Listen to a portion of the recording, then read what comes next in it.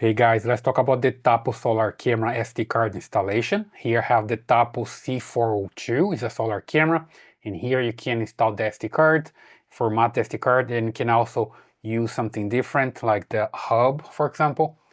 This one is a Tapo hub. You can have the SD card here as well and record here. So it's up to you. Here you see on this hub, there's an SD card already there. And I have another SD card here that I can't use for the camera itself, right? This one, for example, is 128 gigabytes. I'll leave the link here in the description for a good SD card for this camera. So basically, you just need to get the camera, open here this flap, right? This rubber flap, and insert the cards. There we go. Then the camera is going to recognize the card. You can just close this down. And then you need to go to your app, okay? So here in the app, just open the Tapo app and look for your camera. I already have it here. And then I come here to the settings and look for storage and recording. There we go. I have here local storage. And I come here to select my local storage. And the SD card is good, it's formatted already, but if yours is not, the first time that you insert the SD card, you're gonna hear a message asking to format the SD card, right? So just come here and hit format microSD card, click here, and you're gonna see this coming from 0 to 100%. If it's not formatting your SD card, you just need to check if the SD card is good. If it's not damaged, then you can buy another one.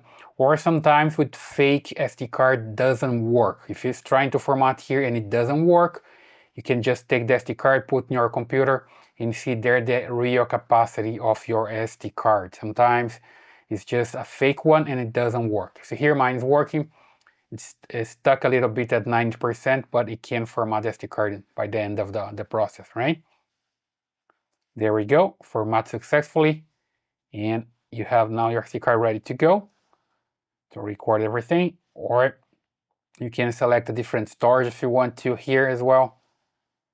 Here you see that I have the SD card, and you can click here on the storage, on camera, sorry, and select here the hub storage if you want to as well. There we go, hub storage, and it's gonna find the hub, the network. Of course, you need to have your hub already working, right? I had that hub working before. Then it's going to show up here for the Tapo ecosystem. And here you see that I can just select the hub that's available here, and I'm good to go. So it's up to you, choose hub storage or camera storage. So super simple. Then you select, you save, you're good to go, and I'll just come here to the detection just to make sure that's enabled, right? So every time there's motion in front of the camera, it's going to detect and record into the SD card. Okay, so super simple. That's the way you can have your SD card working for your Tapo solar camera. So if you like this video, leave your comments here, subscribe to this channel, and I see you in the next one.